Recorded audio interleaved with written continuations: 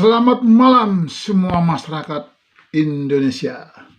Ada kabar sedikit kami sampaikan kepada saudara-saudari semua perihal kabinet Bapak kita Presiden Republik Indonesia Bapak Prabowo. Ada seorang lawyer menyinggung masalah susunan kabinet. Di sini perlu mungkin saya buka sedikit sebagai pembukaan bahwa kabinet sekarang kalau saya lihat memang gusuh cara pemilihannya. Ada dipilih anak muda tapi bukan menguasai bidangnya. Ada seorang pelawak menjadi wamen atau apa namanya itu. Nah, itu ditunjuk padahal dia seorang pelawak. Jadi menteri-menteri kita sekarang ini pendidikannya kurang, tidak mencukup untuk proporsinya sebagai wamen apa sebagai menteri gitu. Jadi inilah yang menjadi kita sesalkan saat ini Indonesia dalam kabinet sekarang disoroti oleh masyarakat kita ataupun dunia tidak berkualitas. Tapi memang perlu juga kita dengarkan salah satu sahabat kita, Bapak Alvin Lim, seorang lawyer, diwawancara oleh Bapak Somad, mantan Ketua KPK. Beliau menyatakan kabinet kita ini luar biasa. Luar biasa cara pemilihannya, luar biasa jumlahnya, luar biasa karakter wamen dan menterinya. Menteri lama dipilih lagi. Nah, kalau kita ingat apa kata Bapak Luhut, kalau menjadi menteri itu kita pilihlah orang yang bermasalah. Ini yang salah satu yang saya ingat apa kata Pak Luhut. Kita tahu bahwa Bapak Luhut adalah seorang orang tua yang banyak sekali jasanya untuk negara kita ini.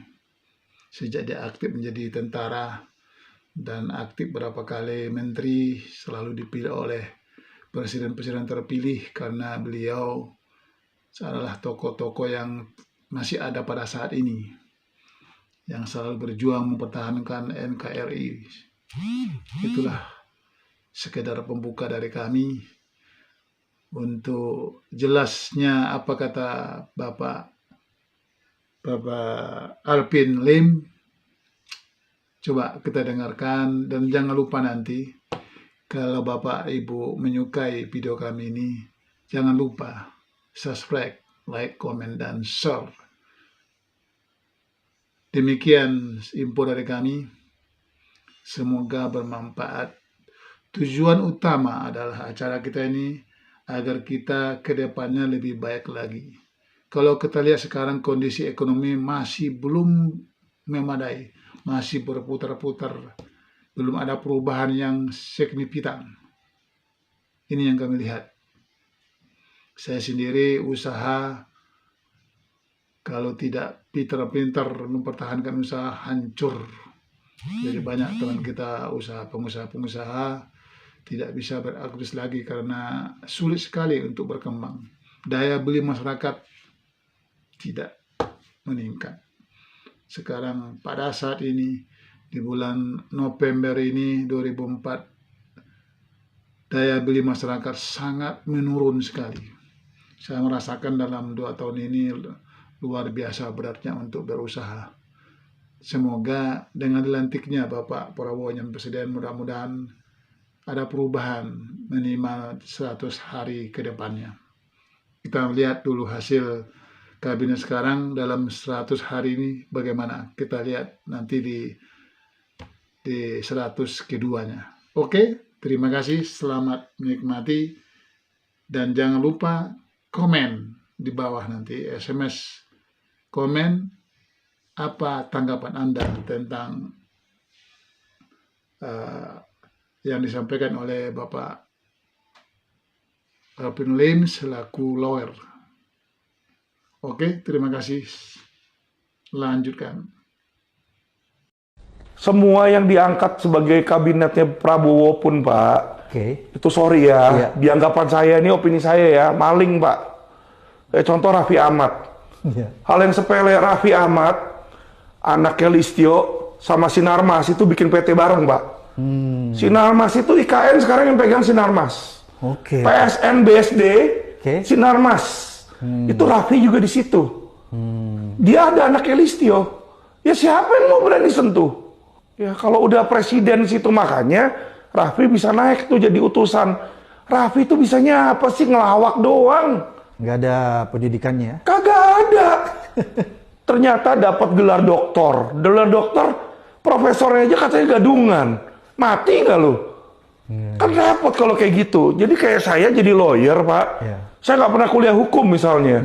Terus tiba-tiba dapat ijazah. Tiba-tiba langsung aja di depan sidang marah-marah gitu. Hakim bakal ngusir saya nggak kalau dibilang, Pak Alvin, kamu lulus kuliah? Enggak, saya nggak lulus kuliah hukum. Pasti udah diusir. Hanya Indonesia aja kabinetnya tuh nggak perlu. Orang pinter akademik nggak perlu. Saya bingung makanya yang dilihat tuh apa. Biasanya orang tuh dilihat akademiknya dulu, pinter nggak secara akademik. Kedua baru experience-nya, Pak. Experience dia pernah nggak kerja di bidang yang sama. Pengalamannya ya. Pengalaman dong, iya dong. Sekarang Bapak cari supir. Interview saya, tanya, Pak Alvin pernah belajar nyetir? Nggak pernah, Pak. Pernah nyupir? Nggak pernah, Pak. Terus Bapak punya mobil Mercy, mau dikasih ke saya untuk saya nyetir? Saya nggak pernah nyetir, Pak. Kan nggak mungkin, Pak. Ini sama, lu nyetir, tapi yang lu setiri sebuah negara atau sebuah kementerian. Ya gimana nggak pada korupsi, pada ngelintur, Pak? Dia aja kagak ngerti, gimana dia bisa memimpin kalau ternyata anak buahnya ternyata malah dukung judi online. Karena dia aja nggak ngerti tentang komputer. Kominfo itu kan sebenarnya dagelan, Pak. Bayangkan bagaimana berapa banyak dia dibobol situsnya. Malu-maluin, Pak. Kenapa bisa bobol? Indonesia dibobol. Kalau sekali oke, dibobol berulang kali. Ya ilah. Itulah, Pak. Makanya Indonesia itu nggak heran kalau nggak banyak orang-orang luar negeri mau invest di sini, Pak. Selain nggak ada kepastian hukum, ya pejabat-pejabatnya nggak kompeten, Pak. Sorry, saya bicara ini belak-belakan, bukan saya benci. Tapi saya memberikan kritik supaya mereka bisa membangun. Satu-satunya harapan ini ya kalau ada partai yang memang bersih mau rubah. Kita lihat bagaimana partai yang dulu nganggap bersih. Contoh PSI, Pak. Dia bilang, wah, memberikan penghargaan kepada Prabowo sebagai apa tuh waktu itu? Tukang bohong atau apa deh? Sekarang malah dukung. Jadi kita lihat gimana dulu partai yang ketika dibuat seolah-olah idealis, Pak. Saya pertama kali lihat, partai keren juga ini PSI. Ya kan awal-awal dulu kan ada Grace Natali, ada yang cewek, siapa lagi tuh yang kawin nama jadi dubes atau apa. Saya bilang, wah keren ini. Partai baru, orang banyak dukung.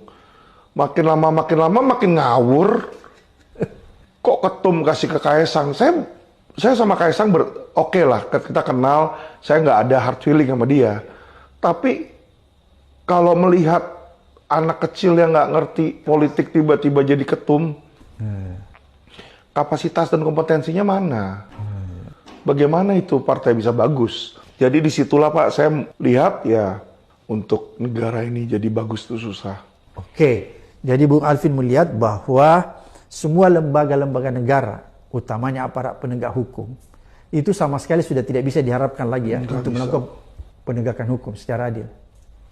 Tonggak utama penegakan hukum itu ada di Menkumham, Pak. Menkumham yang baru aja, yang dari Prabowo, minggu pertama dilantik, udah langsung ngomong bilang bahwa Mei 98 itu bukanlah pelanggaran HAM. Dia ngomong begitu, jujur saya tersinggung. Karena saya adalah minoritas yang menjadi korban peristiwa itu. Ya kan? Nah, pertanyaannya adalah apa kapasitas dia untuk menyatakan itu pelanggaran HAM atau enggak? Padahal Komnas HAM udah bilang bahwa itu pelanggaran HAM berat. Ya, di luar negeri pun, seluruh internasional pun juga sudah tahu. Jadi saya pertanyakan, motif dia ngomong itu apa?